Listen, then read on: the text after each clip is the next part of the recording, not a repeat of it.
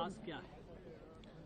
खास रोजगार के लिए अनेक योजनाएं हैं, स्किलिंग के लिए योजनाएं हैं, मध्य वर्गियों की सशक्तिकरण हो, विशेष करके उनकी जिंदगी में और सहूलियत आए, उसके लिए अनेक योजनाएं हैं।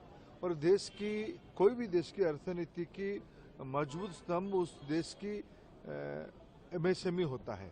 इस बजट में ये चारों सेक्टर के लिए एम्प्लॉयमेंट, स्किलिंग, एमएसएमई और मिडिल क्लास, ये 4 फोकस एरिया है। इस बजट में पहली बार 11.11 लाख करोड़ रुपया की कैपिटल स्पेंडिंग हुई है। इस बजट में रोजगार, शिक्षा, स्किलिंग के लिए 1,48,000 करोड़ रुपया की वित्तीय प्रबंधन किया गया है। इस बजट में अनेक दिनों से जो हम लोग पूर्व भारत से आते हैं, उन लोगों की एक अपेक्षा रहती है, हमारी मेहनत से देश की अर्थनीति चलती है, कब हमारे गांव में देश की अन्य हिस्साओं की, अन्य इलाका की तुलना में हमारे भी विकास होगा। इस बार पूर्वोदय की कल्पना को बजट में स्थान देके माननीय प्रधानमंत्री जी की जो आश्वासन था, जो दायित्व था पूर्वी भारत के प्रति, उन्होंने पिछले 10 साल से अनेकों कदम उठाए हैं। लेकिन इस बार बजट में पूर्वोदय एक कल्पना देके उसको एक मजबूत कदम उसके ओर बढ़ाया गया है। बिहार, झारखंड, बंगाल, उड़ीसा, आंध्र, ये सब इलाका में ढांचागत स्पेंडिंग बढ़े, वहाँ की इंफ्रास्ट्रक्चर बढ़े, इसके ऊपर जोर दिया गया है। इस बजट में प्रधानमंत्री आवास योजना को महत्व दिया गया है। मुद्रा लोन में जो सेकेंड लेवल है, उस पर जोर दिया गया। उसमें देश की अर्थनीति ट्रिकल डाउन इम्पैक्ट की तरफ नीचे, अर्थनीति के जो एकदम नीचे पायदाने पे जो स्टेक होल्डर है, वो भी उसके लाभार्थी हो पाएगा, उसको और मजबूती से आगे जा पाएगा। अनेक टैक्स की सहूलियत दी गई है। ये सारे को मैं तुलना करूं, इस बजट देश में नया रोजगार सृजन करेगा। Next generation skilling, upskilling, reskilling की कल्पना इस बजट में की गई है। 1000 ITI को देश की इंडस्ट्री के साथ मिलके 21st सेंचुरी रिक्वायरमेंट के लेवल पे उसको तैयार किया जाएगा।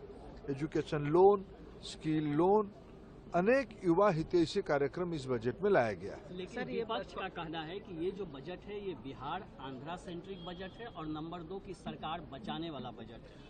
ये बजट देश की मध्यवर्गीयों के लिए है। ये बजट देश की, क्या प्रधानमंत्री आवास योजना सिर्फ बिहार और आंध्र में बनने वाला है? देश की सभी राज्यों में बनने वाला है। मुद्रा लोन के लाभार्थी क्या चंद राज्यों में होंगे या देश भर में होंगे? स्वनिधि देश की गरीब स्ट्रीट हॉकर्स के लिए, स्ट्रीट वेंडर्स के लिए उपलब्ध है। क्या सिर्फ कुछ राज्यों में रहेगा या पूरा देश में रहेगा? विपक्ष एक नकारात्मक मानसिकता से गुजर रहा है। विशेष करके कांग्रेस पार्टी लगातार तीसरी बार फेल हुई है। इसकी हताशा उनको सब चीज में दिखता है। इस बजट को मैं स्वागत करता हूं। सर, इंटर्नशिप की एक नई योजना आई है, उसमें 1 करोड़ युवाओं को उसका लाभ मिलेगा, लेकिन कांग्रेस का कहना है कि ये उसका जो मैनिफेस्टो था उसको कॉपी किया है।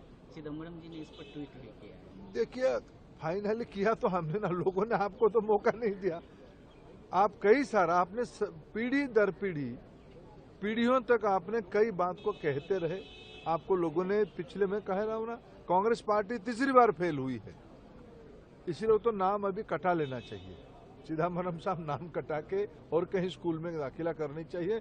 लोगों ने उनको रिजेक्ट किया है, हम लोगों के लिए काम किए हैं। 10 साल में पहली बार फ्लड को भी एड्रेस किया गया है। बिहार के फ्लड से बहुत परेशानी लोगों को होती थी और इस सरकार ने 11,500 करोड़ रुपए देने का ऐलान किया है। मैंने वही कहा ना कि देश में पूर्वी भारत को महत्व मिला है।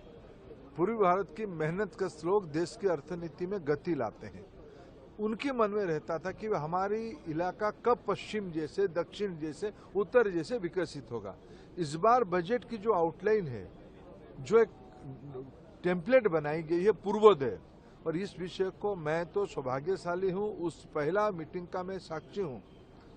उड़ीसा की एक जनसभा में 2015 में माननीय प्रधानमंत्री पूर्वोदय के बारे में पारादीप रिफाइनरी को लोकार्पित करते हुए कहा था। वो उसमें निरंतर कहे, पूर्वोत्तर भारत के बारे में कहें, पूर्वोदय के बारे में कहें, और सारे सिर्फ बिहार में फ्लड कंट्रोल की बात नहीं कही, उन्होंने आसाम को भी कही। ये सारे लंबे समय की मांग होती थी उस इलाके की, भारत सरकार ने इस बार उसको प्राथमिकता दी है। आखिरी सवाल सर,